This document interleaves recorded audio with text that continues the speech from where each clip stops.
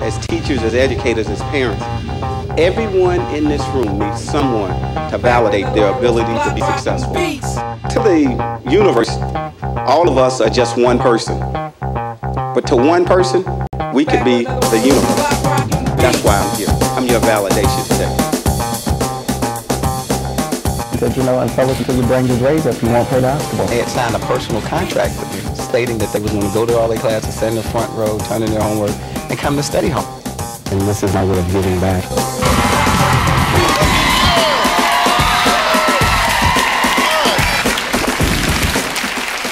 All right, please welcome Coach Ken Carter.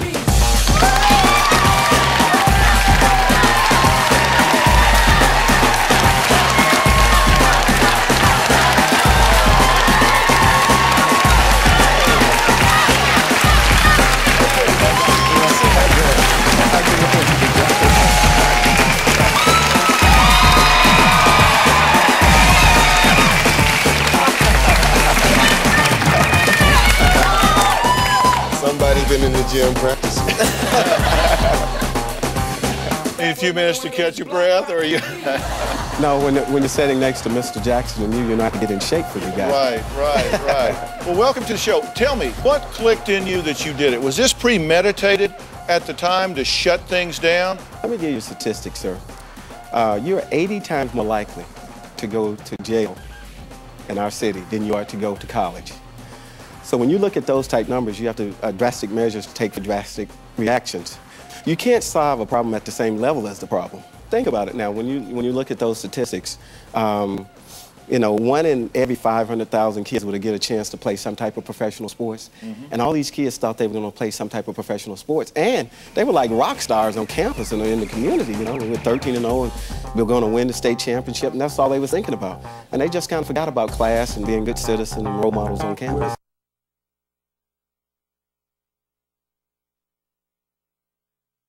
We're here tonight to talk about turning up the heat, built to win, having integrity in our lives, and being accountable in our lives. They call me Coach Carter. I take coaching so seriously that even my mom calls me Coach. And I'm from this huge town in Macomb, Mississippi. And as you're driving down the freeway, and there's a sign that you exit on that says, now you're entering Macomb, Mississippi. At the bottom of that same sign, it says you're now leaving Macomb, Mississippi. I have 7 sisters. Wow. But my 7 sisters are part of my team. Before we talk about this team that you've seen that they actually made the movie about with Mr. Samuel Jackson, let me tell you about another team and how teamwork plays a part in our lives. See, because we're not human beings having a spiritual experience, we're spiritual beings having a human experience. How can we take obstacles and turn them into opportunities? That's what we want to talk to you about today. And I'm going to share with you some stories, some personal stories from my life. And some of you, ladies and gentlemen out in the audience tonight, may have experienced some of the same things. Now, how do we go about turning a potential problem into an opportunity? It's the way we think. Simple as that. We need to take the problem that we perceive in our heads and move it from our head to our heart. That's what you call success. And that's what we're going to do. We're going to move all these obstacles that we think we have from our head to our heart, and it would show themselves in our work that we do. Now, let me tell you a little bit more about Coach Ken Carter. I went back to coach at my old high school to give something back to my community. Now, 30 years earlier, it was one of the greatest places I thought in the world, Richmond High School. But over the years, I'd always sent money back to the school, but the school never changed. The school didn't need my money, the school needed me. When I went back to work at the school went to work on me. Remember, see, we must do more than what we're paid for as an investment in our future. And remember, people, you do not get paid by the hour, you get paid by the value you bring to the hour. That's where the team comes in. Now, let me tell you about my first team. My first team was my 7 sisters. They taught me little things like accountability, integrity, being a great follower before we can ever be a great leader, and then working as a team. And men, let me give you some advice. Listen to the woman. Your life will probably be better. But in listening to all these 7 girls that I grew up with, it literally changed my life. And I give them all the credit because they validated me when I couldn't validate myself. Now, to the person to the right of you and to the left of you, I would like you to shake their hands right now and say, I validate you to be successful. Shake their hands.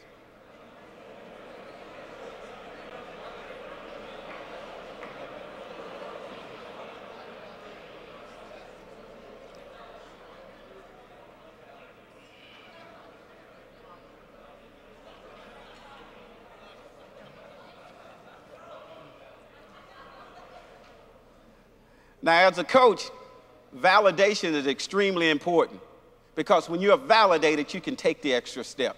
When your body tells you you can't take the next step when you're running or when you're doing push-ups or when you're in the gym working out, it's telling you you cannot go another minute, and you do.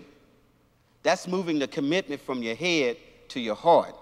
And that's what we have to do to be successful. And we must treat every single body who's a part of the team like an MVP. As a coach, that's what I do every single year.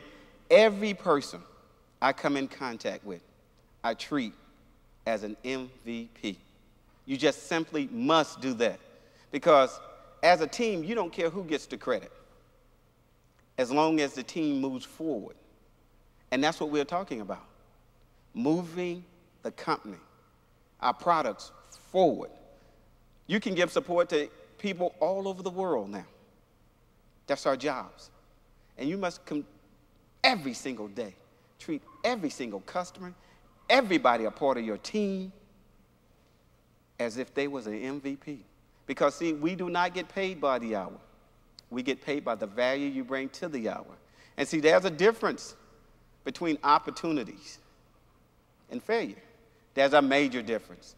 Because there's no one in this world that can be successful by themselves. We all need to be part of a team. Now, I went back to my old high school to coach basketball when my coach was retiring. My coach was retiring. He told me, you come back. I went back to the high school, but I went back to the high school with a plan. Each and every one of you, please write down your goals. They become magical. Because I'm going to tell you a little bit later about something that I wrote down when I was 8 years old, and it happened to come true 35 years later. Now, the miracle of writing things down is they crystallize themselves. Every time you write a goal down, it crystallizes itself. And what is a goal? A goal is simply a great idea with a deadline. That's what a goal is. But in coaching, we must always take X number of individuals and turn them into a team.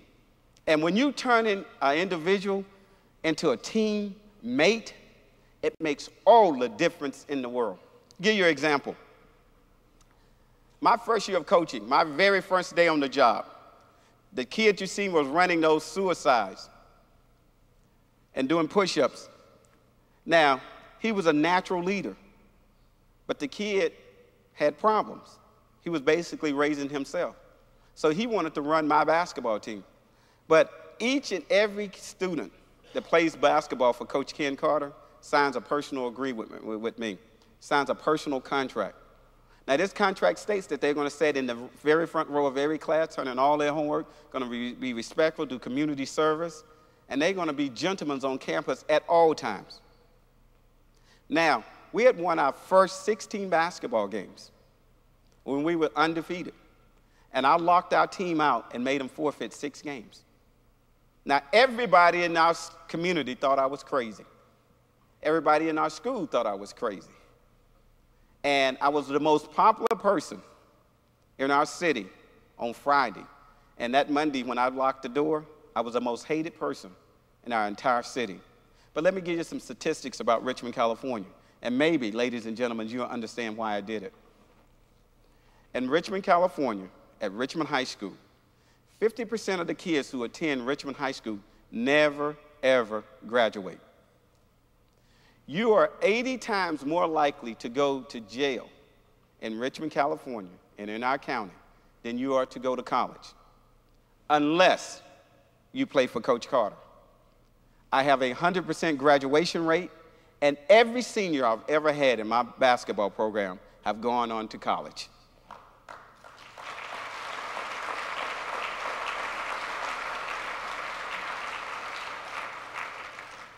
Now, I think that's what you call turning up the heat. Am I correct? Now, when you turn up the heat, a lot of people are not going to like you. And a lot of people are not going to agree with you.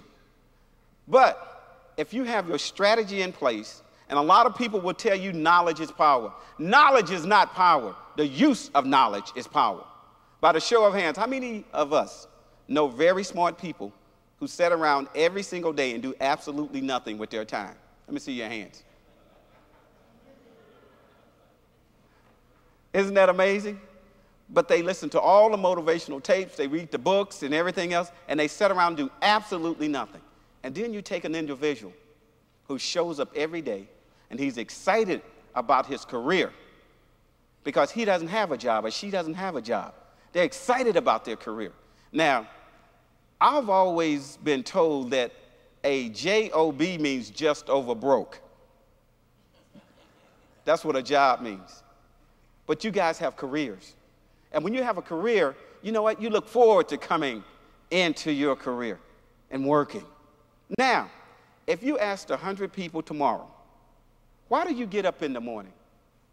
95 of them couldn't tell you. They will tell you, you'll get answers like this, because everybody else gets up. No, you have to have a purpose, and you write it down. Write a personal contract with your spouse, with your kids. That is one of the most empowering things you could do because it crystallizes itself. Now, remember I told you earlier there's a difference between being broke and being poor? In Mississippi, my family was just broke. We was never poor. We were just broke because being broke is just an economic condition. But being poor is a disabling frame of mind and a depressed condition of your spirit. You don't care who gets the credit as long as the team moves forward. Let me give you an example. We were playing in a game, one game before the state championship. And the gentleman in the clip that you seen at the end said, after everybody else had volunteered to do running and push-ups, he was the last one to say, well, I guess I'll do some. His name is Worm. Now, I had read earlier that day before the game that successful people go from one failure to the next enthusiastically. The game was going on. And I insert Worm in the game because all game he had been bugging me. Coach, put me in the game. I'm ready to play.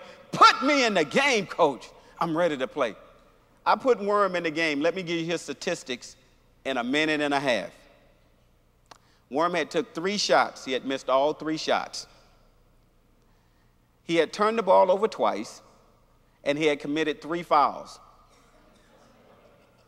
All in a minute and 30 seconds. I couldn't wait to get him out of the game. But when Worm comes out of the game, he's still enthusiastic. He comes out, God, Coach, I know I messed up. I know I missed my shots. He said, I know, I fouled a guy, and I know I turned the ball over twice. He said, but Coach, I'm ready to play. I'm ready to play. And in my mind, I was saying, you will never get back in this game, young man. But, you know, again, I had read earlier that successful people go from one failure to the next enthusiastically. Now, the game goes on, and my high school All-American, Mr. Courtney Anderson, fouls out of the basketball game. He's now the starting tight end for the Oakland Raiders. And he caught 2 touchdown passes the other night. But Courtney fouls out of the game. The referee comes over to me and says, Coach Carter, you have a player. Now,